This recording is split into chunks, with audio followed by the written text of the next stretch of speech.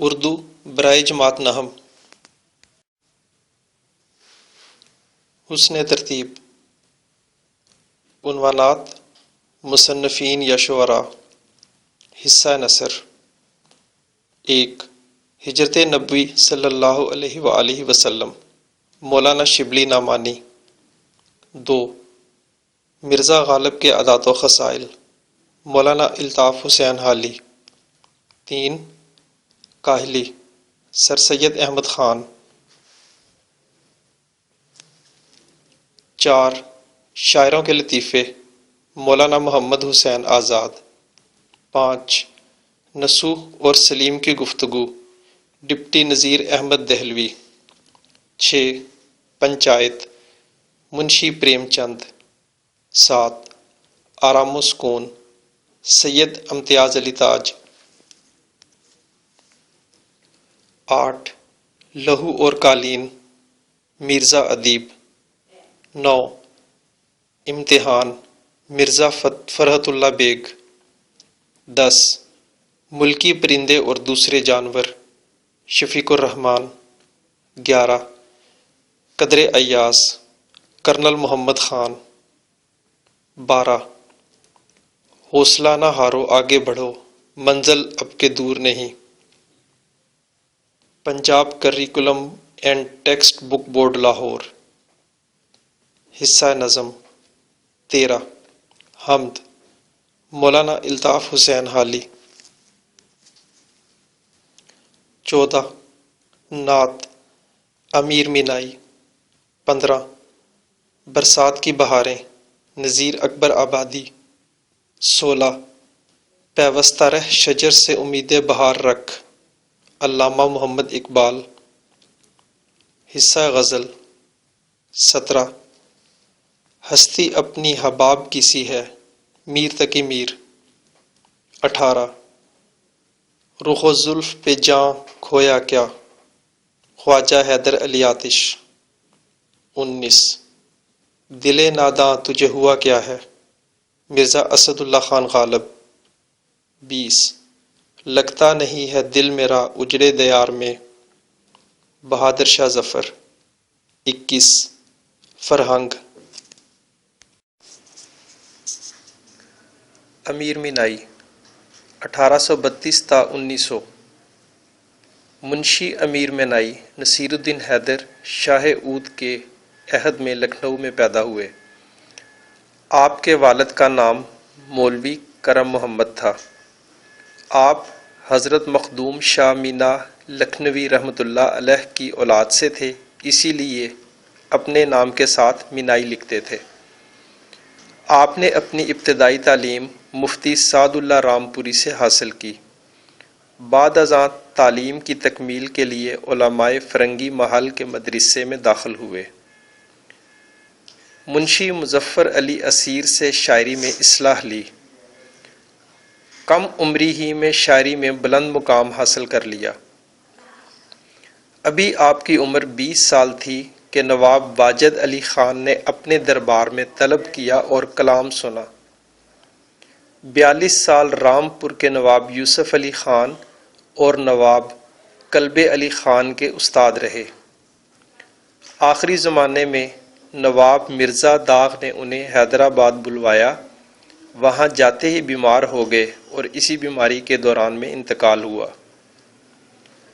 امیر مینائی کا شمار اپنے عہد کے قادر الکلام شاعروں میں ہوتا ہے.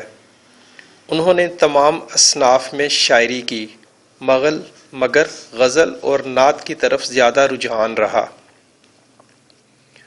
آپ کی شاعری زبان و بیان کی خوبیوں اور فکر و خیال کی رعنائیوں کا مجموعہ ہے. ان کی نعتوں میں آورد کے مقابلے میں آمد کا رنگ غالب ہے. انہوں نے محاورات اور صنائع کو اس عمدگی سے برتا ہے کہ کلام میں کہیں بھی تصنع پیدا نہیں ہونے دیا.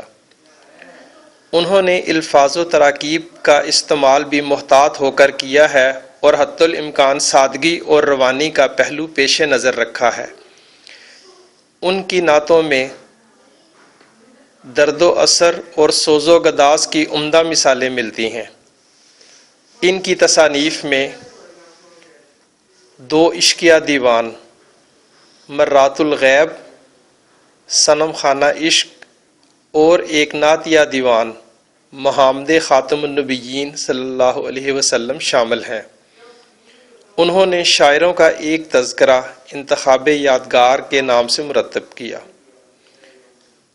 ان کا نام تمام لغت امیر اللغات بھی ان کا ایک اہم علمی کارنامہ ہے۔ امیر مینائی نعت مقاصد تدریس: 1. طلباء کو نعت کے معنی و مفہوم اور اہمیت سے متعارف کرانا۔ 2. طلباء کو نبی کریم صلی اللہ علیہ وآلہ وسلم کی ذات و صفات کے مختلف پہلوؤں سے آگاہ کرنا۔ 3. طلباء کے دلوں میں رسول پاک صلی اللہ علیہ وآلہ وسلم کی عقیدت و محبت کے جذبات اجاگر کرنا۔ صبا بے شک آتی مدینے سے تو ہے، کہ تجھ میں مدینے کے پھولوں کی بو ہے۔ سنی ہم نے طوطی و بلبل کی باتیں، تیرا تذکرہ ہے تیری گفتگو ہے۔ جیوں تیرے در پر مروں تیرے در پر، یہی مجھ کو حسرت یہی آرزو ہے۔ جمے جس طرف آنکھ جلوہ ہے اس کا، جو یک سو ہو دل تو وہی چار سو ہے۔ تیری راہ میں خاک ہو جاؤں مر کر، یہی میری حرمت یہی آبرو ہے۔ یہاں ہے ظہور اور وہاں نور تیرا، مقام میں بھی تو لا مقام میں بھی تو ہے۔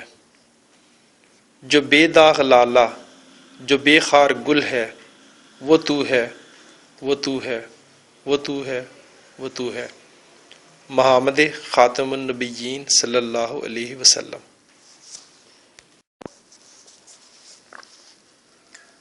مشق: 1. مختصر جواب دیں۔ الف: صبا کہاں سے آتی ہے؟ ب. پھولوں میں کس کی خوشبو ہے؟ ج. شاعر کے دل میں کیا حسرت اور آرزو ہے؟ د. شاعر اپنی حرمت و آبرو کس بات میں خیال کرتا ہے؟ واو. طوطی و بلبل کس کا ذکر کرتے ہیں؟ 2.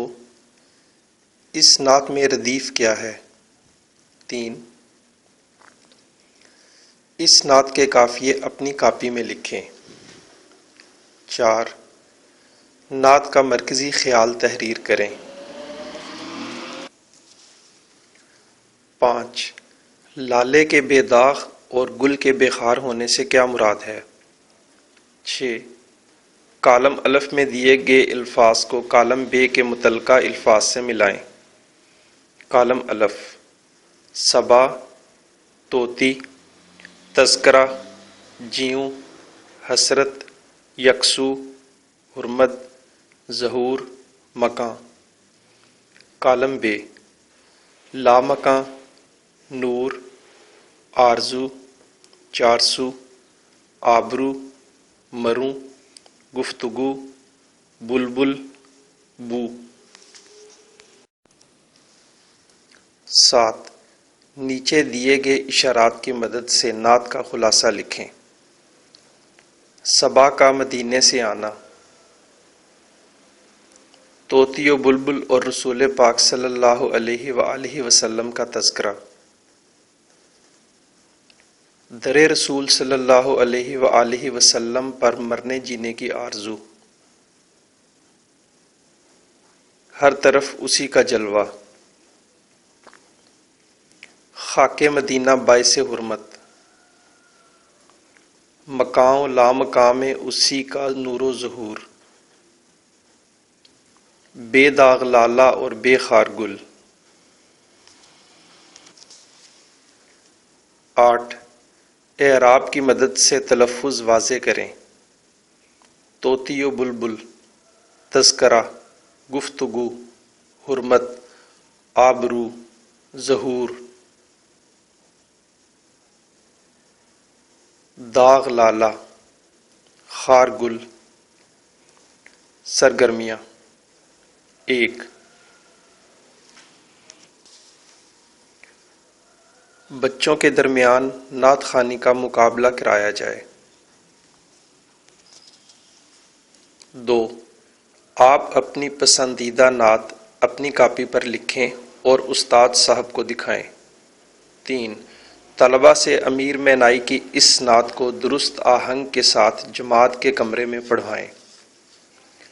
اشارات تدریس: 1.